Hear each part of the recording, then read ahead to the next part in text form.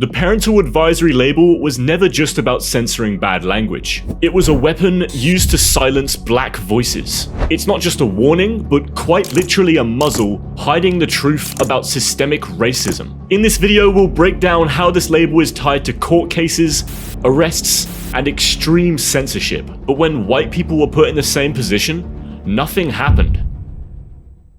The label was invented by a Karen named Tipper Gore, who later became a very hated figure in the music industry. After hearing her 11-year-old daughter playing the song Darling Nikki by Prince, she became outraged because of its explicit lyrics. Thank you for a funky time. Call me up whenever you wanna cry. That single moment led to her to create the PMRC, or Parents Music Resource Center, the group responsible for creating the very first version of the parental advisory label in 1985. At the time, it was just a round label that said, "Warning, tone of this record unsuitable for minors." But ironically, no one actually cared about this label, and it was very rarely used. The PRMC was basically just like a big group of Facebook mums, to be honest. They created their own kind of list called the Filthy 15, which is a fucking terrible name, by the way. And it calls out a collection of songs that they particularly didn't like because of their explicit content. I'm not really sure why a list was necessary. I mean, it's really subjective. While it seems like Tipper Gore had good intentions to protect her child against explicit content, trying to force artists to put a label on all of their work was the beginning of musical censorship. And in just 5 years, that small idea became a massive problem. Not only for the music industry, but for free speech as a whole. Once this censorship wave started, it went from being just a label to an entire movement intended to control what artists could say. However, specifically the genre of music that was targeted the most was hip-hop. In the 1990s, gangster rap started to blow up.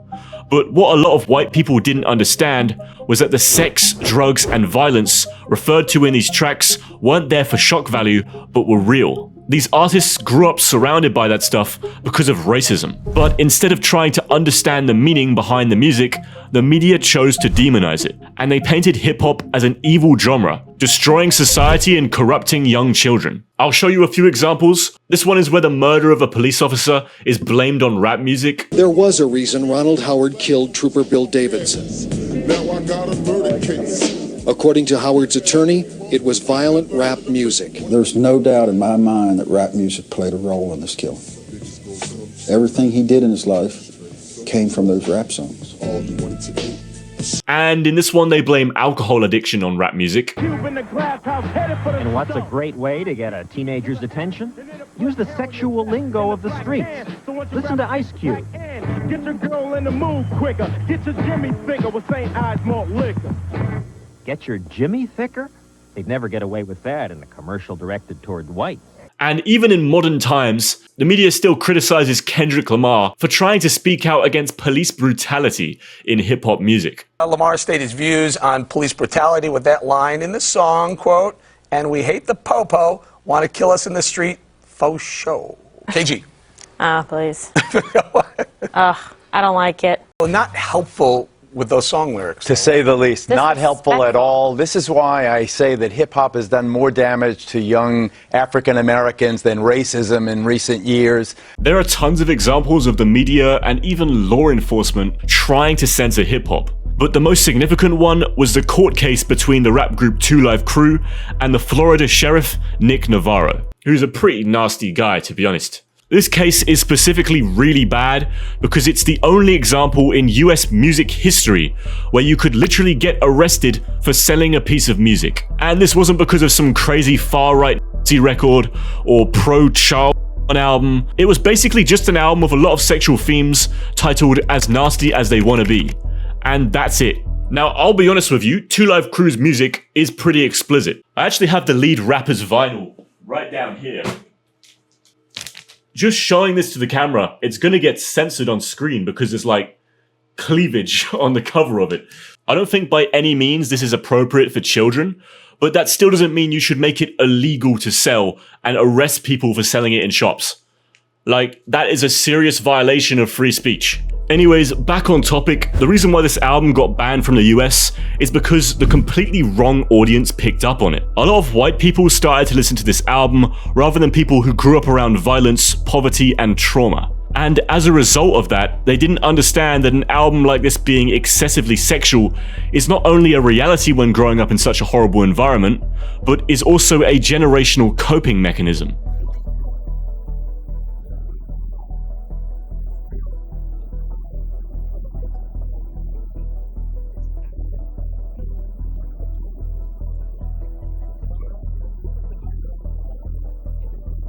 Well, authorities say if they don't stamp it out, the crew's music will wreck young people in this community. A spokesperson for Luke Skywalker, 2 Live Crew's Miami-based recording company, says nobody ever had a problem with rap until white kids started buying it.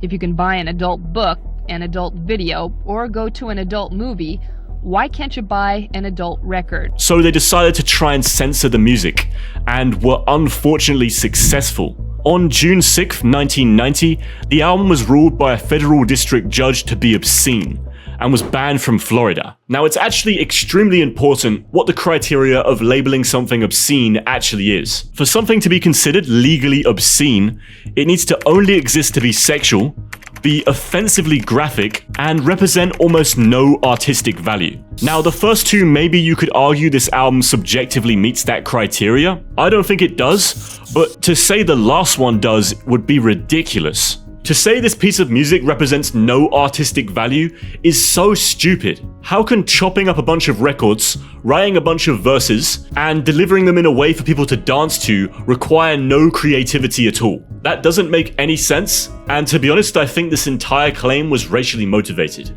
Just a few days after the album was banned, multiple retailers had already been arrested for selling the album. Charles Freeman knew he was breaking the law when he sold this album, Nasty as They Wanna Be, to a customer this morning. Why am I buying the tape? Well, I don't know. Because he was an undercover cop, and just like a drug bust, moments after the sale went down, several Broward Sheriff deputies rushed into EC Records in northwest Fort Lauderdale and arrested its owner. America is free for everybody.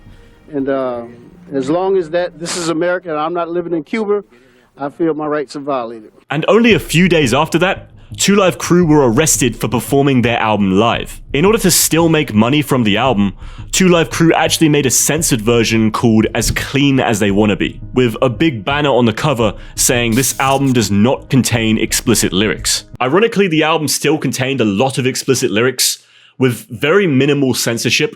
You can still hear a bunch of moan samples throughout the entire record. The album didn't stay banned, but it took an entire 2 years of fighting for it to finally be ruled as not obscene under the First Amendment. We, the jury, finds as follows. As to the defendant, Luther Campbell, the defendant is not guilty.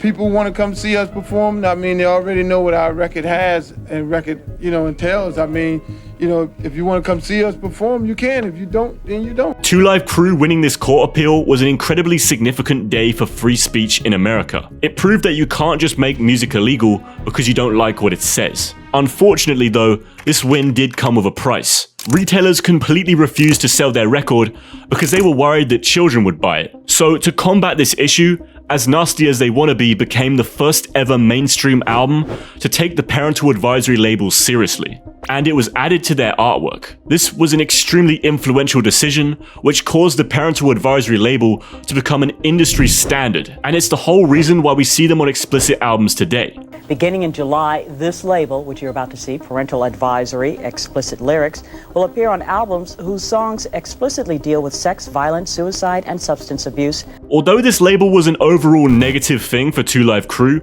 as a lot of record stores would just refuse to sell anything with that label, they also ended up using it to their advantage. During all of the controversy regarding As Nasty As They Wanna Be, Luke, the lead rapper of 2 Live Crew, released the album Banned in the USA, and you could tell that he was heavily leaning into this drama. The whole album is basically bragging about the controversy in order to get more sales, and the parental advisory label on that album, being something so new, just made people more interested in the project. 2 Live Crew wasn't the only group to face legal issues over lyricism. Ozzy Osbourne, in my opinion, was accused of something much worse than 2 Live Crew, but he was treated very differently in court. And I think you'll notice there's a huge double standard. The song Solution was released in the 1980s from Ozzy's debut album Blizzard of Oz. Now, while this song is actually about substance abuse, solution referring to liquid, I can totally understand why some people would interpret this as a pro-suicide song, especially with lines like where to hide is the only way out. And unfortunately, in 1985, that appears to be how a 19-year-old boy interpreted it, when he took his own life after allegedly listening to this song. Ozzy was taken to court and accused by the attorneys of encouraging this young man to end his life. A very tragic case where a young man was very troubled and had alcoholic and drug problems, did commit suicide, and the parents, for whatever reason, chose to shift whatever the problems were from their shoulders and the family's shoulders to Ozzy. Now, while I don't think Ozzy Osbourne is responsible for this teen's death, the defense from his manager was absolutely terrible, stating, "I will be doubtful as to whether Mr. Osbourne knew the meaning of the lyrics, if there was any meaning, because his command of the English language is minimal." Like, come on, I think he knew the meaning of his lyrics. There's literally videos of him explaining what the song means. It is not about suicide solution as pro-suicide. It is a warning about drinking yourself to death, because it's been common knowledge for the last God knows how many years. I was a major practicing alcoholic drug addict. The whole defense is Ozzy Osbourne's a dumbass, so he doesn't know what he said. That's pretty fucking disrespectful, to be honest. Regardless, they dismissed the case in 1988. 2 years before Two Live Crew started to get in trouble, declaring that the boys' actions were not a foreseeable result of listening to Osbourne's song. By the way, rest in peace to Ozzy Osbourne. I think he was an amazing musician.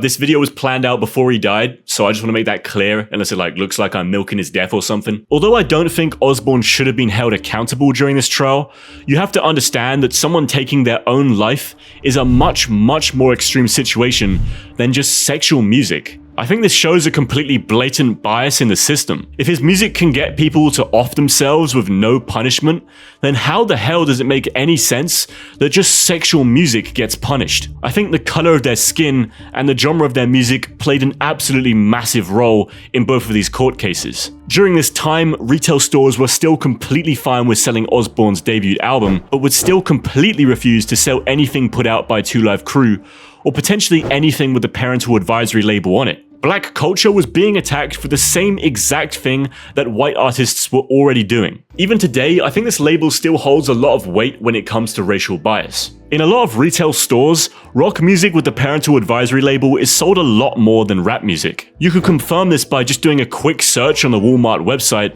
for rock album clean and rap album clean. You'll only find a couple of results for censored rock music, but nearly 30 censored rap albums. In general, it's just more necessary for rap artists to make clean versions of their albums, because otherwise a lot of stores won't sell their explicit versions. In my opinion, I also think censoring rap albums to this extent is silencing the racism. You need to understand that when rappers talk about violence or drugs, they're speaking on their reality.